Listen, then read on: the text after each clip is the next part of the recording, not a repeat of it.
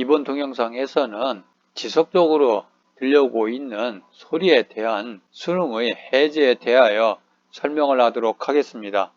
여기서 수능의 해제라고 하는 것은 어떤 소리가 계속해서 들림으로 인해서 그 소리에 대해서 대뇌가 적응을 하는 거죠. 그래서 적응이 이루어진 후에 그 소리의 주파수 또는 진폭 등의 변화가 발생을 하게 되면 그 변화가 일어난 부분에서 그동안 유지되어 왔던 적응이 해제가 되면서 그 부분에 대한 대뇌에서의 지각 능력이 향상되는 현상을 수능의 해제라고 이야기하고 있습니다. 이와 같은 수능의 해제에 대한 설명을 예제를 통해서 좀 더 자세히 설명을 드리도록 하겠습니다. 그 예제를 들기 이전에 백색 잡음에서는 모든 주파수 성분의 음압 레벨이 동일하기 때문에 대뇌에서 특정한 음고가 지각되지 않는 특성을 가지고 있습니다.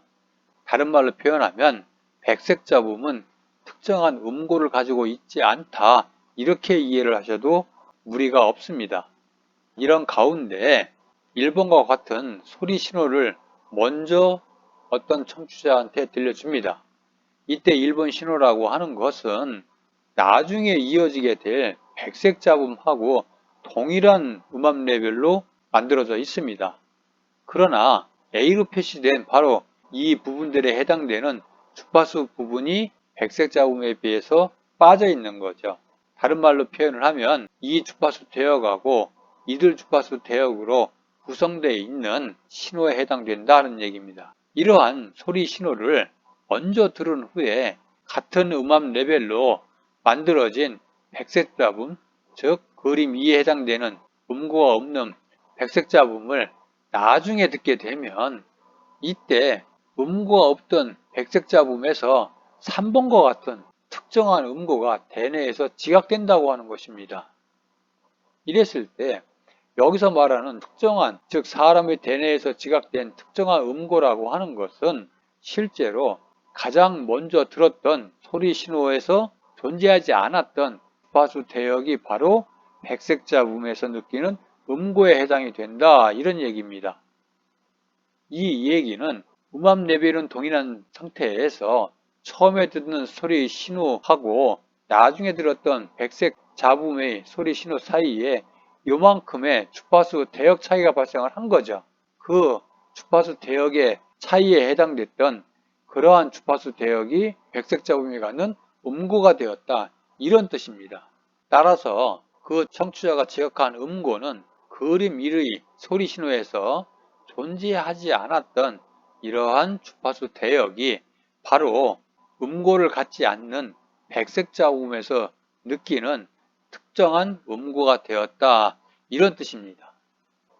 자, 이처럼 수능의 해제에 대해서 다시 한번 설명을 드리자면 대뇌에서 적응된 선행음인 소리 신호가 후행음, 즉 나중에 들려온 백색 잡음에 의해서 주파수 성분의 변화가 발생을 한 거죠. 이처럼 주파수 성분의 변화가 발생하였을 때에 그 변화를 일으킨 주파수 성분들이 그동안 청취자가 적응해 오던 수능으로부터 해제가 돼가지고 그 부분이 대뇌에서 부각되는 현상이다, 이렇게 설명을 할 수 있는 것이죠. 다음은 수능의 해제와 유사한 심리음향학적인 현상에 관한 두 가지 특징을 살펴보면 다음과 같습니다. 첫 번째는 대뇌에 적응된 소리로부터 주파수나 진폭이 변화된 부분의 역치가 약 17dB 정도 감소를 한다. 이 얘기는 이 부분의 크기가 실제적으로 약 17dB 정도 증가했다라고 바꾸어 표현할 수도 있습니다. 따라서 그 주파수나 진폭이 변화된 부분이 더 잘 들리는 그러한 특징을 가지게 되는 것이죠. 두 번째는 어떤 소리, 예를 들면 배경음이라고 할지 방해음이라고 할지 또는 소음이라고 할지 이런 어떤 소리로부터 변주된 소리, 뭔가 소리가 바뀐 거죠. 이 변주된 소리라고 하는 것은 목적음을 의미합니다. 그래서 이 변주된 소리를 좀 더 쉽게 분리해서 더욱 선명하게 지각할 수 있는 그러한 특징을 가지고 있습니다. 이것으로 해서 수능 해제에 대한 설명을 모두 마치도록 하겠습니다.